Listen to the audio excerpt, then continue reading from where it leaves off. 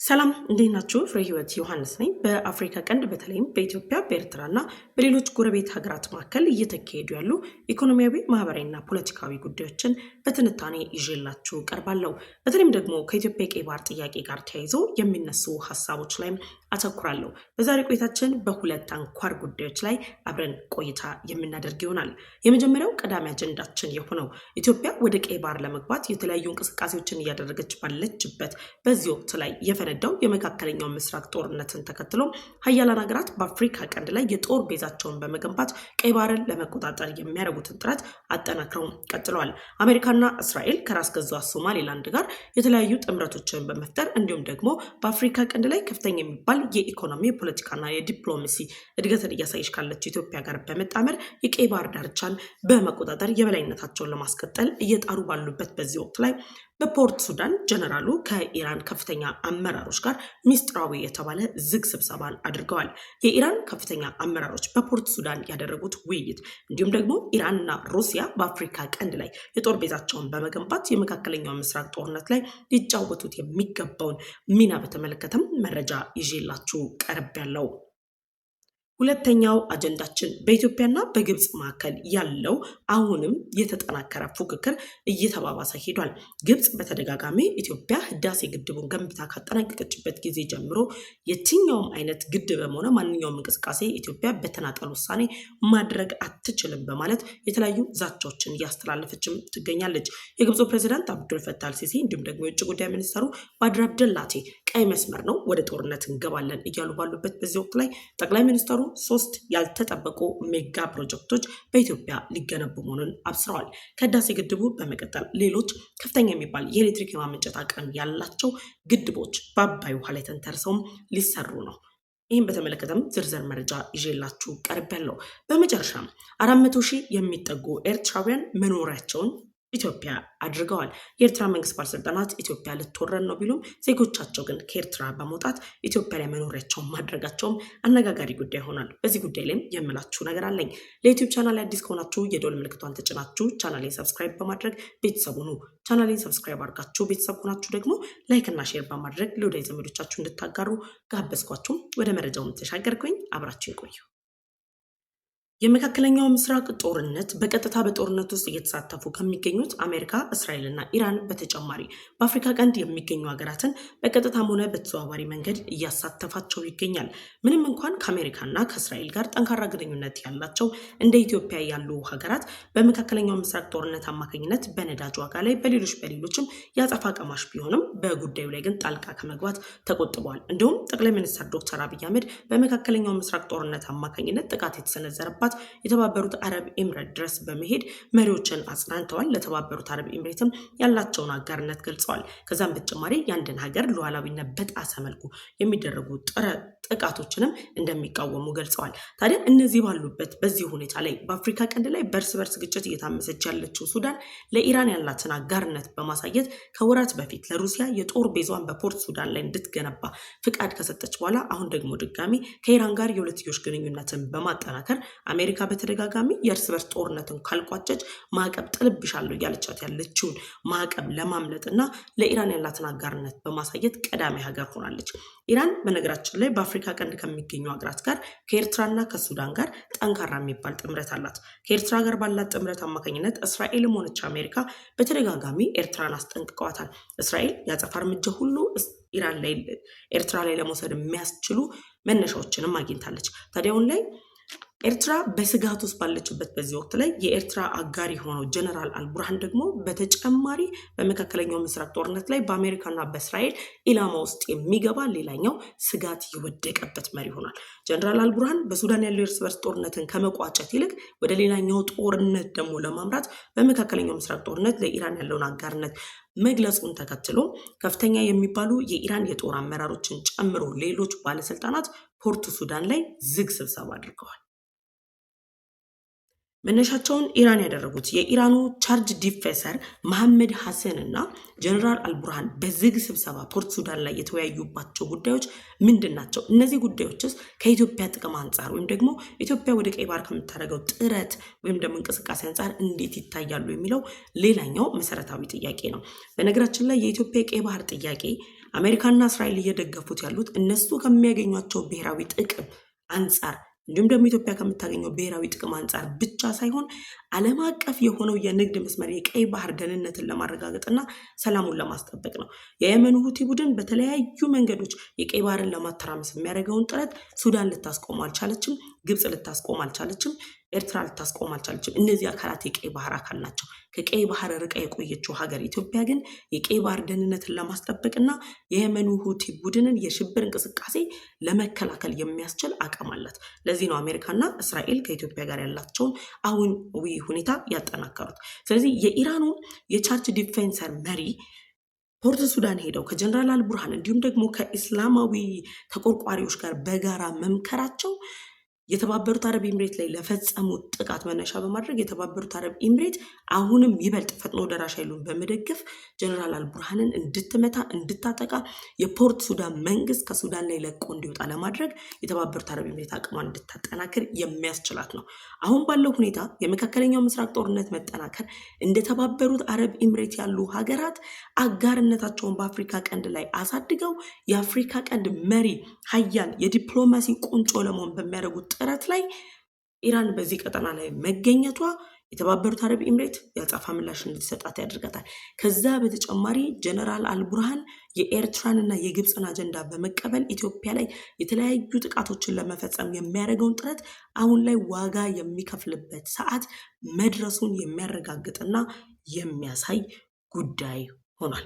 ስለዚህ የኢራን ከፍተኛ የጦር ጀነራሎች ሌሎች አካላት ሚስጥራዊ በተባለ መንገድ ፖርት ሱዳን ድረስ መጥተው ውይይት ያደረጉት በኢራንና በሱዳን መካከል ያለውን አጋርነት በማጠናከር በቀይ ባህር ላይ በራስ ገዟ ሶማሊላንድ በኩል ሆና እስራኤልና አሜሪካ ለሚፈጽሙት ጥቃት መከላከል የሚያስችላትና ተፎካካሪ የሆነ መልስ ለመስጠት በሶማሊላንድ በኩል ላለው አቅጣጫ እነሱ ደግሞ በሱዳን በኩል ጦር ቤዛቸውን በመገንባት ዳግም ለማንሰራራት የሚያደርጉት ጥረት ነው።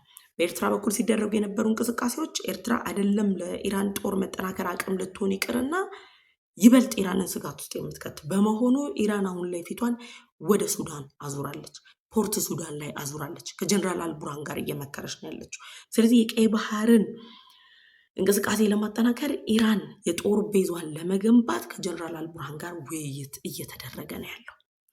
የኢራን የጦር ቤዝ በፖርት ሱዳን መገንባት ከወራት በፊት ሩሲያና ጀነራል አልቡርሃን መካከል የተደረሰውን ስምምነት ይበልጥ የሚያፋጥን ነው። አሁን ባለው የመካከለኛው ምስራቅ ጦርነት ሩሲያ በይፋ ከኢራን ጎን መሆኗን ያረጋገጠችበት ሰዓት ነው። ስለዚህ በፖርት ሱዳን ላይ ከዚህ በፊት ሩሲያ የጦር ቤዝ የመገንባት እቅድ አላት፣ ኢራንም የጦር ቤዟን ልትገነባ ነው።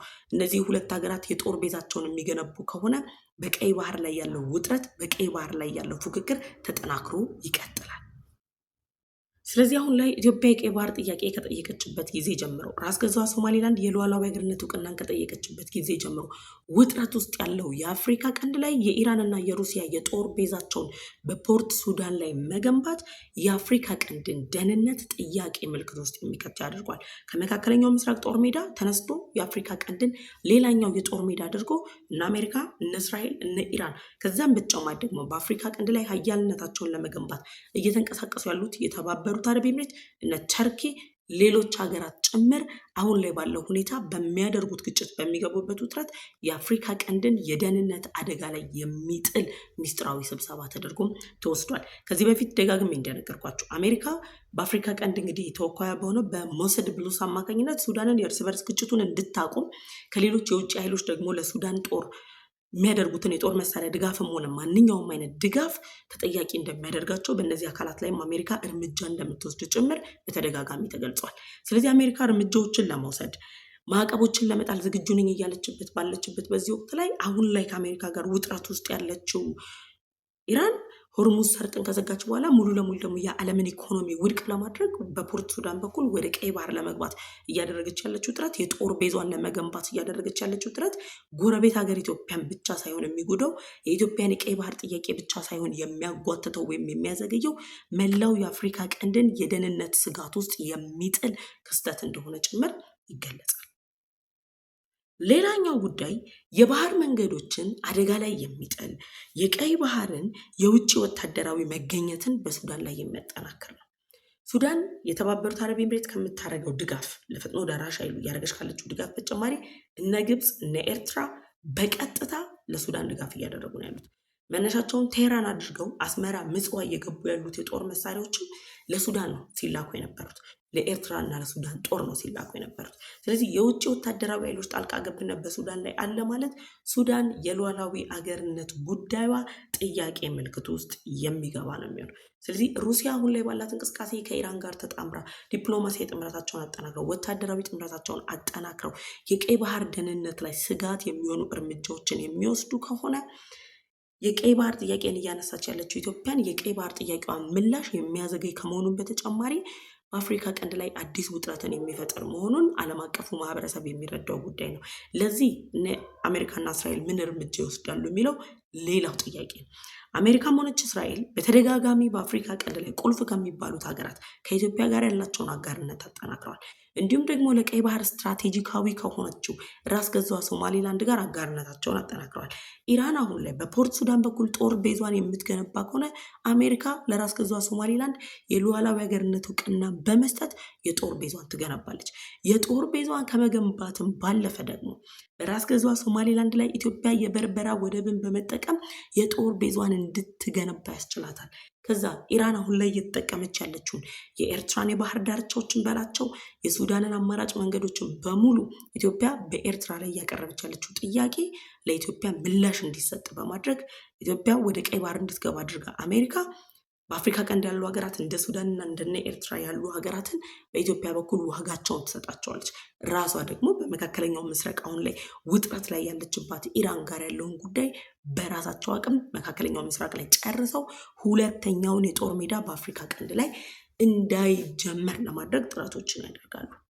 ለዚህም ነው በኢራን በአሜሪካና ከእስራኤል ጋር ባላት አጋርነት የተባበሩት አረብ ኤምሬት ለተፈጸመባት ጥቃት አሁን ላይ በሱዳን ኢራን የጦር ቤዟን የምትገነባ ከሆነ ከቀጣናው ተገፍታ ልትወጣ የተለያዩ ሀገራት እየወሰኑባት ያለችው የተባበሩት አረብ ኤምሬት እርምጃዎችን በመውሰድ በፖርት ሱዳን ያለውን መንግስት በፈጥኖ ደራሽ ኃይሉ እንዲወገድ አድርጋ የተባበሩት አረብ ኤምሬትም እዚህ ላይ ሚናዋን ትጫወታለች።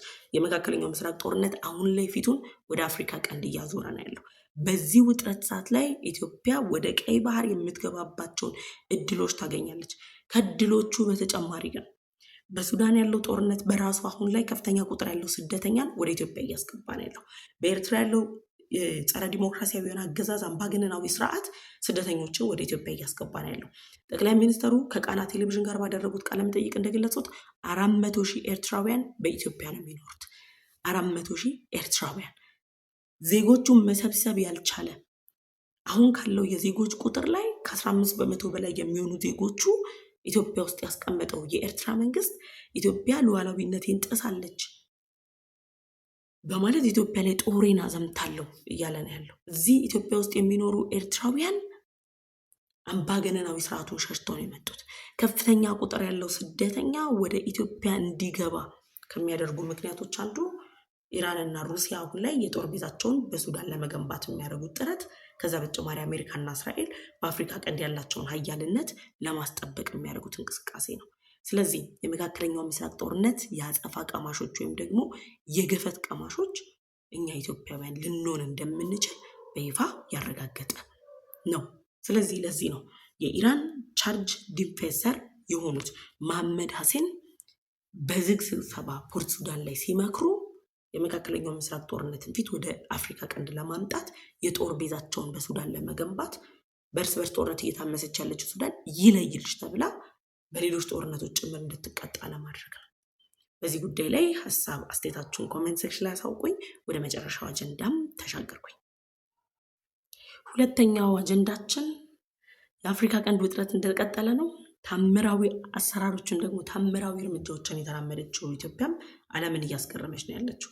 የግብፅ ፕሬዚዳንትም ሆኑ የግብፅ የውጭ ጉዳይ ሚኒስተር ኢትዮጵያ በህዳሴ ግድቡ ላይ ወይም ደግሞ አሁንም በአባይ ውሃ ላይ መነሻ ያደረጉ ሌሎች ሜጋ ፕሮጀክቶችን መገንባት አትችልም ባሉበት በዚህ ወቅት ላይ ኢትዮጵያ አዲስ 3 ግዙፍ ሜጋ ፕሮጀክቶችን ይዛ ብቅ ብላለች። ኢትዮጵያ በራሷ ባለቤትነት የምታስተዳድረው ወይም ደግሞ የአባይ ውሃ ከ85 በመቶ በላይ የሚሆነው ሀብት የራሷ በሆነበት በዚህ ወቅት ላይ እነ ግብፅ ኢትዮጵያ የአባይ ውሃን ተጠቅማ ሜጋ ፕሮጀክቶችን መገንባት አትችልም የሚሉ ፉከራቸውን አጠናክረው ቀጥለዋል። ህዳሴ ግድቡን ባለፉት 13 ዓመታት አደገኛ ሚስጥራዊ የተባሉ የጦር መሳሪያዎችን ታጥቀናል፣ በሚሳይል መነሻውን ግብፅ አድርገን መዳረሻውን ህዳሴ ግድብ አድርገን ህዳሴ ግድቡን እናጠፈዋለን የሚል ፉከራን ሲፎክሩ የነበሩት የግብፅ መንግስት ባለስልጣናት አሁንም ከስልጣን ላይ ሳይወርዱ ኢትዮጵያ ሌሎች 3 ግዙፍ ግድቦችን ለመገንባት የሚያስችል ጥናቷን አጠናቃለች። 2000ዎቹ መግቢያ ላይ ነው ያጠናቀቀችው። እነዚህ ጥናቶች አሁን ላይ ደግሞ ወደ ተግባር ሊለወጡ መሆናቸው ተሰምቷል። በነገራችን ላይ የህዳሴ ግድቡን ኢትዮጵያ ከ14 ዓመታት በኋላ ገንብታ አጠናቃ በክብር ስታስመርቅ ለእኛ ኢትዮጵያውያን ብቻ ሳይሆን ኩራት የሆነው ለመላው አፍሪካውያን ኩራት ሆኖ ይቻላልን ከቃላት ባለፈ በተግባር ያሳየንበት፣ የትኛውም ፋይናንስን ድጋፍ ሳንጠይቅ የትኛውም የውጭ ሀገራት ጣልቃ ገብነት ሳይኖር ግዙፍ ሜጋ ፕሮጀክቶችን ገንብተን ያጠናቀንበት፣ 60 በመቶ የሚሆነው የኢትዮጵያ ህዝብ ብርሃን በሚያስፈልገው ወቅት ላይ የዛን 60 በመቶ ህዝብ የኤሌክትሪክ ፍላጎታችንን መልስ መስጠት የተቻለበት አጋጣሚ ነበር። ስለዚህ ህዳሴ ግድቡ ተገንብቶ ሲያልቅ ህዳሴ ግድቡ ከተጀመረ በኋላ ባለፉት 10 ምናምን ዓመታት ሲያደርጉት የነበረው ጥረት ያልተሳካላቸው የግብፅ ባለስልጣናት ኢትዮጵያ ከአሁን በኋላ የተናጠል ውሳኔን ወስና ምንም አይነት ግድብም ሆነ ፕሮጀክት በአባይ ውሃ ላይ መገንባት አትችልም የሚል ፉከራዎችን አድርገዋል። በጣም የሚያስገርመው የግብፅ የውጭ ጉዳይ ሚኒስትር ባድር አብድላቲ ለዩኒቨርሲቲ ተማሪዎቻቸው ጭምር የህዳሴ ግድቡን የጥፋት ግድብ በማለት ጭምር የግብፅ ወጣቶች ተተኪው ትውልድ ለኢትዮጵያ ጥላቻ እንዲኖረው፣ ጥላቻው አሁን ላይ የሚቀር ብቻ ሳይሆን ቀጣይ ትውልድ ጭምር ኢትዮጵያን እንደ ጠላት እንዲመለከታት የሚያደርጉ አካሄዶችን ሲሄዱ ነበር። አሁን ላይ ኢትዮጵያ 3.5 ቢሊዮን የአሜሪካን ዶላር ኢንቨስት በማድረግ የምትገነባቸው 3 ግድቦች ካርዲቦ፣ ማንዲያ እና ማቢል የተባሉ ግድቦች ናቸው። እነዚህ ግድቦች ህዳሴ ግድቡ አሁን ላይ ከሚያመነጨው የኤሌክትሪክ መጠን ላይ ተጨማሪ አቅም በመሆን 10 ጊጋዋት የኤሌክትሪክ ኃይል ማመንጨት የሚችሉ ናቸው። እነዚህ ግድቦች የሚያመነጯቸው የኤሌክትሪክ ኃይሎች በኢትዮጵያ ውስጥ ላለው ህዝብ የኤሌክትሪክ ፍጆታ ችግርን ከመቅረፍ የኢትዮጵያን ህዝብ የኤሌክትሪክ ፍላጎት ምላሽ ከመስጠት በተጨማሪ ኢትዮጵያ ከጎረቤት ሀገራት እስከ ሌላው የአፍሪካ አህጉር ሀገራት ድረስ ጭምር በመዘርጋት ኤሌክትሪክን በመሻጥ ከፍተኛ የሚባል ዶላርን ወደ ሀገር ውስጥ በማስገባት የውጭ ምንዛሬ እጥረቷን ቀርፋ ኢኮኖሚዋን ለማነቃቃት የሚያስችላት ነው።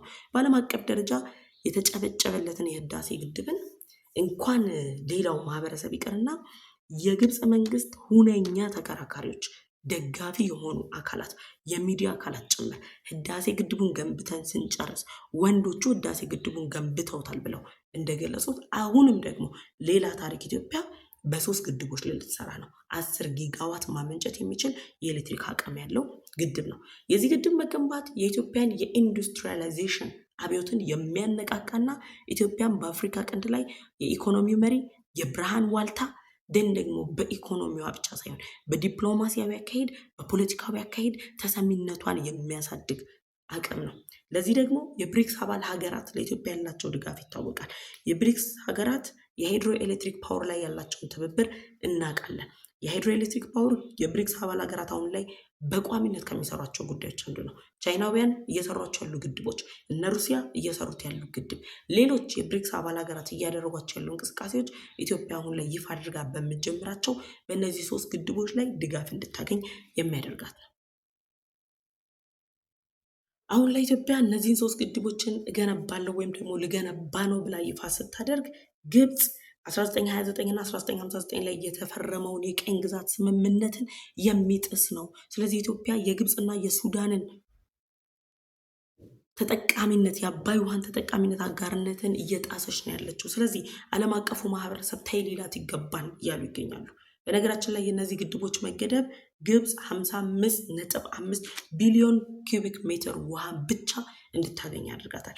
ይህ ማለት ግብፅ አሁን ላይ ያለ ልክ እያፈሰሰች ያለችውን ውሃ እንዲሁም ደግሞ የኢትዮጵያ ሀብት ነው ብላ በየምናምኑ እየለቀቀች ያለችውን ውሃ በተጠንቀቅ እንድትጠቀመው፣ በቁጠባ እንድትጠቀመው የሚያደርጋት ነው።